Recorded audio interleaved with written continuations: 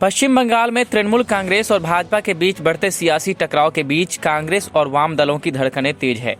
कांग्रेस और लेफ्ट मानते हैं कि जिस तरह ममता बनर्जी और भाजपा एक दूसरे के खिलाफ तलवार खींच रहे हैं, उससे डर है कि चुनाव में मतदाता इन दोनों दलों के बीच उलझ कर रह जाएगा। विधानसभा चुनाव में कांग्रेस और वाम दलों के सामने अपना अस्तित्व बचाए रखने की चुनौती है, क्योंकि इन चुनाव में दोनों पार्टियां मतदाताओं की उम्मीदों पर खरा नहीं उतरी तो प्रदेश में मुख्य विपक्षी दल का तमगा भी खो देगी। इसलिए कांग्रेस और लेफ्ट एक बार फिर गठबंधन में विधानसभा चुनाव लड़ने की तैयारी कर रहे हैं। पश्चिम बंगाल में भाजपा की एंट्री के लिए लेफ्ट ममता बनर्जी को जिम्मेदार मानती है, इसलिए भाजपा के मुकाबले तृणमूल कांग्रेस से नाराजगी ज्यादा है। लेफ्ट के एक नेता ने कहा कि मुख्यमंत्री ममता बनर्जी ने भाजपा के लिए जमीन तैयार करने में अहम भूमिका निभाई है, इसलिए अब हमें टीएमसी के साथ भाजपा से भी लड़ना होगा। यह लड़ाई आसान नहीं है। पश्चिम बंगाल में भाजपा महासचिव कैलाश विजयवर्गीय ने रविवार को चुनाव आयोग से राज्य में केंद्रीय बल की तैनाती की मांग की है।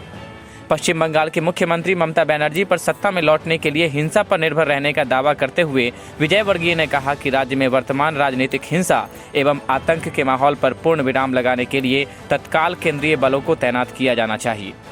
अगले साल राज्य में होने वाले विधानसभा चुनाव के मद्देनजर भाजपा के बंगाल रणनीतिकार विजयवर्गीय ने चुनाव आयोग से स्वतंत्र एवं निष्पक्ष चुनाव सुनिश्चित कराने की अपील की और कहा कि भय एवं हिंसा की कोई जगह नहीं होनी चाहिए।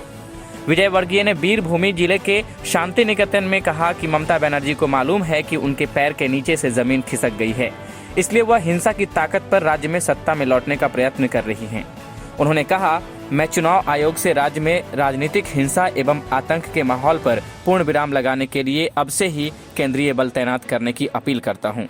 यान न्यूज़ नेटवर्क के लिए गोविंद कुमार की रिपोर्ट, नई दिल्ली। मैं समझता हूं कि बंगाल के संस्कार और संस्कृति में कहीं पर भी आतंक और भय नहीं होना चाहिए और हम चुनाव आयोग से प्रार्थना करेंगे कि लोग निर्भीकता से वोट डाल सकें और ये आतंक और हिंसा की राजनीति समाप्त हो, इसके लिए अभी से सेंट्रल फोर्स डिप्लॉयड करें।